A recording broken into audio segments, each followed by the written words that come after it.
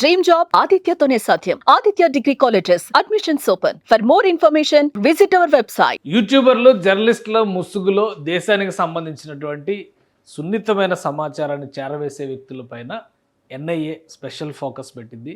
భయ్యా సన్నీ యాదవ్ తెలుగు యూట్యూబర్ ఇటీవలే అదుపులోకి తీసుకుంది ఎన్ఐఏ. ఈరోజు ఒక్కరోజే 15 ప్రాంతాల్లో ఏకకాలంలో ఎన్ఐఏ సోదాలు చేపట్టింది.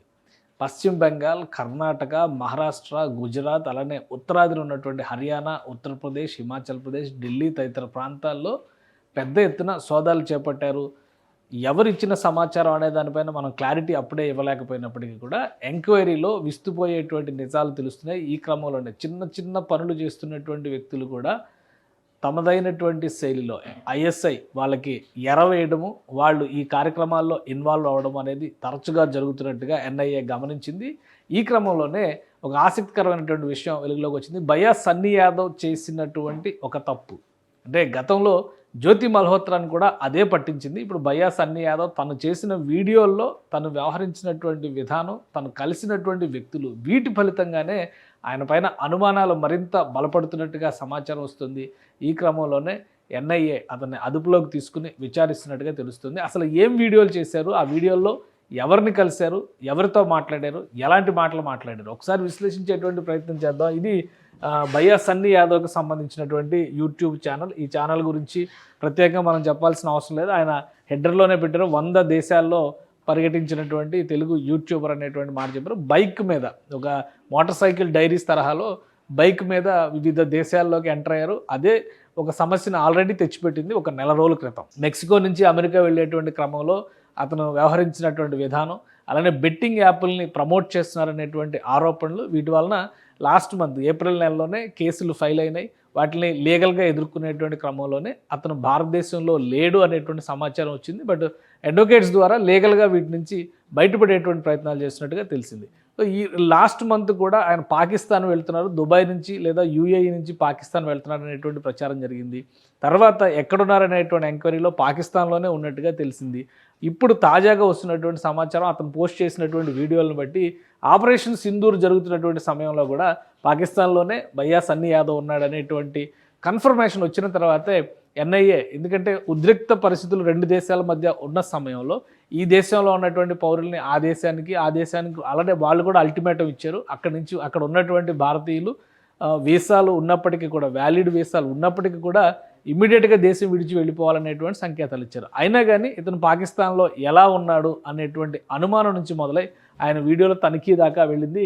సో మొత్తం ఇక్కడ చూస్తే మోస్ట్ పాపులర్ వీడియోస్ కూడా 3 days బ్యాక్ పెట్టినటువంటి వీడియోస్ కూడా 3 లక్షలు 4 లక్షలు ఉన్నాయి. ఆ రోజే అదుపులోకి తీసుకున్నారు ఎన్ఐఏ అధికారులు.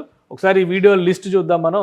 ఆపరేషన్ సింధూర్ జరిగింది ఈ నెల 7వ తేదీ నుంచి 9వ తేదీ 10వ తేదీ మధ్యలో జరిగిన ఆపరేషన్ సింధూర్. ఆ తర్వాత నుంచి కాల్పుల విరమణ జరిగింది, ఎంక్వైరీలు జరుగుతూ ఉన్నాయి. సో ఆ సమయంలో కూడా ఆయన ప్రమోట్ చేసినటువంటి వీడియోలు ఒకసారి ఇక్కడ గమనించి చూస్తే 3 వారాల కిందట భయ్యా సన్నీ యాదవ్, 3 వారాల కిందట అంటే మనం ఆల్రెడీ బెట్టింగ్ యాప్లకు సంబంధించినటువంటి వివాదం రేగి నెల రోజులు అవుతుంది. ఆ సమయంలో అతను పాకిస్తాన్లో ఉన్నాడని చెప్పడానికి ఈ వీడియోలే ఆధారం. పాకిస్తాన్ నుంచి, ఇండియా నుంచి పాకిస్తాన్, అలానే ఈ వీడియోలన్నీ కూడా Day 1 Day 2 అని చెప్పని వీడియోలు పెట్టారు.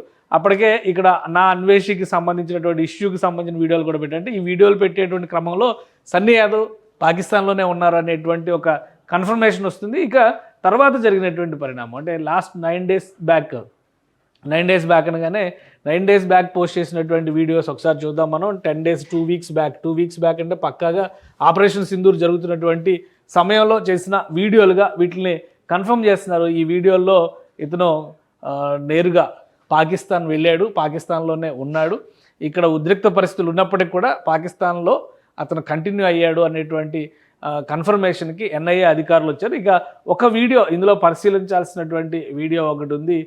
పాకిస్తాన్ వెళ్ళినటువంటి తొలి భారతీయుడు అని చెప్పని చెప్తున్న క్రమంలోనే ఈ వీడియోని ఒకసారి గమనించి చూస్తే కనుక ఇందులో లాహోర్లో స్టే చేసినట్టుగా ఆ వీడియో ట్యాగ్లైన్లో హెడ్డింగ్లోనే పెట్టారు క్లియర్గా, my first day in Pakistan Lahore.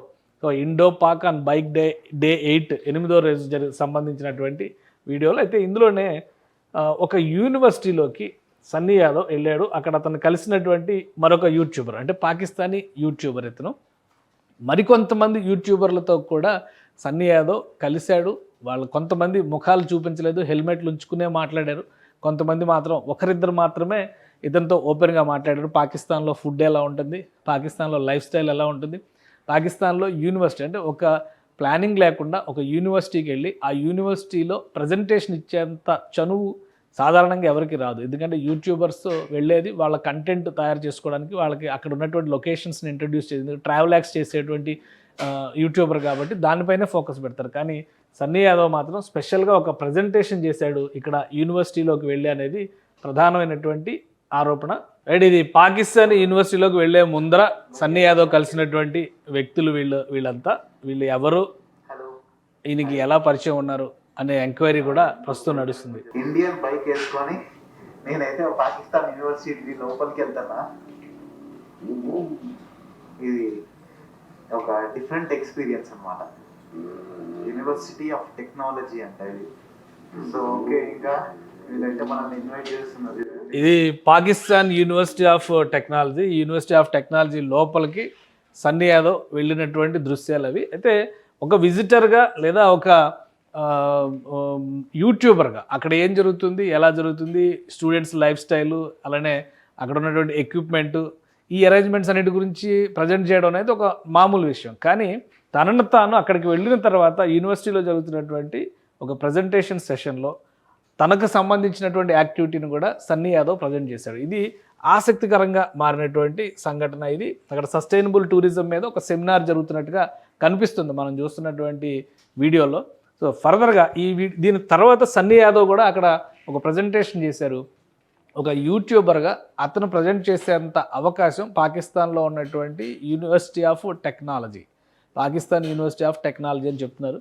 So అక్కడ అవకాశం ఎలా ఇచ్చారు, ఎవరిచ్చారు, దీనికి ప్రధాన కారకులు ఎవరు, దీనికి సంబంధించినటువంటి అనుమానాలు కొన్ని ఎన్ఐఏకి కలిగాయి. పైగా తను ఇంటరాక్ట్ అయ్యేటువంటి క్రమంలో ఇది చూడండి, ఈ బైక్ సంబంధించినటువంటి ప్రజెంటేషన్స్, వీడియోస్, మామూలుగా ఒక ప్రజెంటేషన్ ప్రిపేర్ చేయాలంటే కొంత టైం పడుతుంది. అది అన్ప్రిపేర్డ్గా జరిగినటువంటి యాక్టివిటీ కాదు, ఖచ్చితంగా ఒక ప్రణాళిక ప్రకారం జరిగినటువంటి యాక్టివిటీ అనేది ఒక క్లారిటీ వచ్చింది. అందుకనే అతను ఎంక్వైరీ చేస్తున్నారు, ఇంకా ఫర్దర్గా ఎవరెవరిని కలిశారు. తర్వాత ఇదే వీడియోలో ఇంకొక మాట ఉపయోగించారు సన్నీ యాదవ్. సో ఈ ప్రజెంటేషన్ అయిపోయిన తర్వాత యూనివర్సిటీ నుంచి తను హోటల్ రూమ్కి వెళ్ళిపోయేటువంటి క్రమంలో అతనితో పాటు కొంతమంది ఫాలో అయ్యారు. వాళ్ళు ఎవరు ఏంటనేది క్లారిటీ ఇవ్వలేదు. బట్ వాళ్ళందరూ కూడా యూట్యూబర్స్ అనేటువంటి ఒక యూట్యూబర్స్గానే వాళ్ళందరినీ ఇంట్రడ్యూస్ చేస్తూ వచ్చారు. సో యూట్యూబర్స్ టీంతో కలిసి ఈ ప్రజెంటేషన్ అయిపోయినాక అక్కడ స్టూడెంట్స్తో ఒకరిద్దరితో ఇంటరాక్ట్ అయ్యారు, కొంతమంది స్టూడెంట్స్తో కూడా మాట్లాడారు. ఇండియాకి పాకిస్తాన్కి ఉండే డిఫరెన్స్ గురించి కూడా మాట్లాడారు. ఈ వీడియోస్లో అన్నీ ఉన్నాయి. తర్వాత రూమ్కి వెళ్ళిపోయిన తర్వాత రెస్ట్ తీసుకుని వాళ్ళందరితో స్టూడెంట్స్ అందరితో కూడా ఫొటోస్ దిగారు. సో ఇది బాగానే ఉంది ఇక్కడ వరకు. ఇక్కడికి వెళ్ళిన తర్వాత రెస్ట్ తీసుకుని వెళ్ళిపోయేటప్పుడు కూడా సన్నీ యాదవ్ ఒక కీలకమైనటువంటి మాట చెప్పారు. ఏంటి ఆ మాట ఒకసారి చూద్దాం. ఫ్రెండ్స్ అయితే వచ్చారనమాట. ఇంకొక ఫ్రెండ్, నా ఫ్రెండ్ వాళ్ళ ఫ్రెండ్, ఈయన నేను ఎప్పుడు కలలేదు, చూడలేదు. సో ఈయన నా కోసం ఎందుకు వచ్చింది ఏంటంటే, నేను ఇండియా నుంచి కొన్ని టాబ్లెట్స్ తీసుకుని వచ్చాను అనమాట ఒక క్యాన్సర్ పేషెంట్ కి. సో ఆ టాబ్లెట్స్ చేయడానికి అయితే మాత్రం ఇప్పుడు ఈయన కలెక్ట్ చేసుకోవడానికి వచ్చారనమాట. అంటే ఈ టాబ్లెట్స్ ఇక్కడ నుంచి మళ్ళీ ఇక్కడే పాకిస్తాన్ లో అబోటాబాద్ అని చెప్పేసి ఒక ప్లేస్ ఉంటుంది, ఆ ఊరికి ఇప్పుడు ఈ టాబ్లెట్స్ వెళ్ళాలన్నమాట. నేను వెళ్ళి ఈ టాబ్లెట్స్. రైట్, ఇది సన్నీ యాదవ్ చెప్పినటువంటి మాట. అబోటాబాద్ అనేటువంటి ప్లేస్కి క్యాన్సర్కి సంబంధించినటువంటి మెడిసిన్స్, అంటే ఒక ప్లాన్ ప్రకారం ఆయన వెళ్ళాడు అనేది ఒక క్లారిటీ వస్తుంది. అందులో నెల క్రితం ఆల్రెడీ పాకిస్తాన్లో ఉన్నారు, మళ్ళీ వచ్చిన తర్వాత మళ్ళీ వెంటనే పాకిస్తాన్కి వెళ్ళేటువంటి ప్లాన్ చేసుకున్నారు. క్యాన్సర్ పేషెంట్ అని చెప్తున్నారు. పైగా అబోటాబాద్ అనేటువంటి ఒక లొకేషన్ పేరు చెప్తున్నారు. అబోటాబాద్ అనేటువంటి లొకేషన్ పేరు వినగానే బయట ప్రపంచంలో అందరికీ తెలిసేది, గతంలో అంతర్జాతీయ ఉగ్రవాది అని చెప్పినటువంటి ఒసామా బిన్ లాడెన్ని అక్కడే పట్టుకున్నారు. అబోటాబాద్లో చాలా వరకు ఉగ్ర శిబిరాలు ఉన్నాయని భారతదేశం కూడా ఆరోపిస్తుంది. అబోటాబాద్ ఎక్కడుంది అది కూడా ఒకసారి మనం విశ్లేషించేటువంటి ప్రయత్నం చేద్దాం. సో ఇది పాకిస్తాన్లో ఉన్నటువంటి అబోటాబాద్ రీజియన్. ఇక్కడ నుంచి ఒక్కసారి మనం ఇలా జూమ్ అవుట్ చేసుకుంటూ వస్తే ఇది ఇండియన్ బార్డర్కి, ముఖ్యంగా కాశ్మీర్ బార్డర్కి ఎంత దగ్గరలో ఉంది అనేది కూడా ఒక క్లారిటీ వస్తుంది మనకి. సో ఇక్కడి నుంచి తీవ్రవాద శిబిరాలు నడిచేటువంటి ప్రాంతాలు చాలా ఉన్నాయి. ఇక్కడ ఈ లొకేషన్ ఇది ఇంటర్నేషనల్ బార్డర్గా చూపించేటువంటి ప్లేస్ ఇది. కాకపోతే భారతదేశానికి సంబంధించి శ్రీనగర్ ఇక్కడ కనిపిస్తుంది, ముజఫరాబాద్ ఇక్కడ కనిపిస్తుంది. అంటే Abbottabad very near to Pak occupied Kashmir. Pakistan ఆక్రమించినటువంటి కాశ్మీర్కి అతి సమీపంలో ఉండేటువంటి ప్రాంతాలు. మీకు ఇంకా క్లియర్గా చెప్పాలంటే ఇక్కడ పూంచ్, రాజౌరి, ఈ సెక్టార్స్ అన్నీ కూడా కనిపిస్తున్నాయి. ఇటు అటు జరిగినటువంటి పరిణామాలు. ఇక్కడ చూస్తే బాలాకోట్ అనేటువంటి ప్లేస్ కనిపిస్తుంది. బాలాకోట్ స్ట్రైక్స్ గురించి మనకు తెలుసు. ఆల్రెడీ సర్జికల్ స్ట్రైక్స్ భారతదేశం చేసింది. గతంలో జరిగినటువంటి తీవ్రవాద దుశ్చర్యలకి ప్రతిఘాతంగా భారతదేశం బాలాకోట్ పైన అటాక్ చేసిందని. సో ఇక్కడ అబోటాబాద్కి చెందినటువంటి పేషెంట్ అనేటువంటి మాట ఉపయోగించడం, ఈ అబోటాబాద్ ఎక్కడికి అంటే ఈ అబోటాబాద్లో ఉన్నటువంటి ఆ వ్యక్తులతో ఈయనకు ఉన్నటువంటి సంబంధం ఏంటి, పరిచయాలు ఏంటి, సో వీటన్నిటిని విశ్లేషించే క్రమంలోనే భయ్యా సన్నీ యాదవ్ ఇదే వీడియోలో కొంతమంది యువకులతో కలిసి బైక్ పైన లాహోర్లో వెళుతూ కొన్ని రెస్టారెంట్స్కి సంబంధించినటువంటి దృశ్యాలు కూడా ఇందులో ప్రజెంట్ చేశారు. సో ఇవన్నీ కూడా అనుమానాస్పదంగా ఉన్నాయి. ప్లస్ ఇది షూట్ చేసింది ఎప్పుడు, ఏ రోజు అనేటువంటి సందేహాలు ఉన్నాయి. ఎందుకంటే ఈ వీడియో పోస్ట్ చేసింది ఈ మధ్యనే రీసెంట్గా పోస్ట్ చేసినటువంటి వీడియో 3 days చూపిస్తుంది. ఆఫ్టర్ అటాక్స్ భారతదేశం సర్జికల్ స్ట్రైక్ అంటే భారతదేశం ఆపరేషన్ సింధూర్ చేసిన తర్వాత తీసిన వీడియోలా, అంతకు ముందర తీసిన వీడియోలా.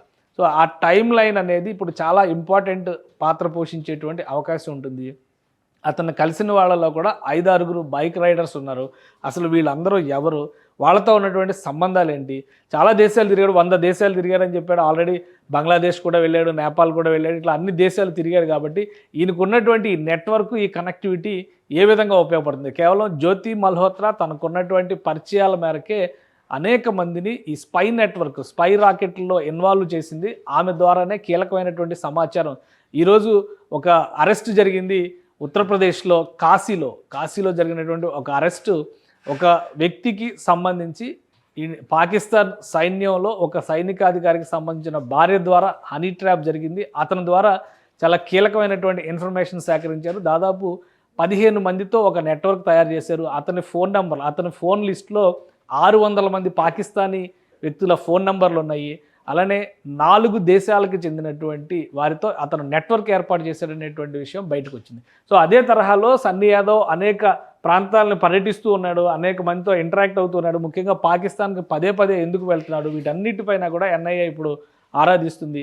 అతను పెట్టినటువంటి వీడియోల్లో ఇచ్చినటువంటి హింట్ల ఆధారంగానే ఈ అన్వేషణ అంతా కూడా కొనసాగుతుంది. జ్యోతి మల్హోత్రా ఖాలిద్కు ఉన్నటువంటి పరిచయాలన్నీ కూడా ఆమె పెట్టినటువంటి వీడియోల ద్వారానే ఎన్ఐఏ కూపీ లాగింది. ఇప్పుడు సన్నీ యాదవ్ నుంచి కూడా అలాంటి సమాచారాన్ని సేకరిస్తుంది. సన్నీ యాదవ్ కూడా ఈ స్పై నెట్వర్క్లో కీలక పాత్రధార కాదా అని తేల్చే పనిలోనే ఎన్ఐఏ ఉంది. ఈరోజు వరుసగా దేశంలో 15 చోట్ల వరుస రైడ్స్ జరగడము, వివిధ ప్రాంతాల్లో అనుమానిత వ్యక్తులను అదుపులోకి తీసుకోవడం కూడా ఈ విచారణలో భాగమే అనేటువంటి సమాచారం వస్తుంది. వేచి చూడాలి, క్లారిటీ ఏ విధంగా ఇస్తుంది, ఎన్ఐఏ దీనికి సంబంధించినటువంటి సమాచారాన్ని ఏ విధంగా ఇస్తుంది, మామూలుగానే ఒక యూట్యూబర్గా వెళ్ళాడా లేదా ఏదైనా నెట్వర్క్తో కలిసి పనిచేస్తున్నారా అనేటువంటి విషయం తెలియాలంటే కనుక ఎన్ఐఏ అధికారికంగా ఇచ్చేటువంటి స్టేట్మెంటే ఇప్పుడు కీలకం అవుతుంది. సుమన్ టీవీలో మీ పర్సనల్ అండ్ బిజినెస్ ప్రమోషన్స్ కోసం కింది నెంబర్కి కాంటాక్ట్ చేయండి.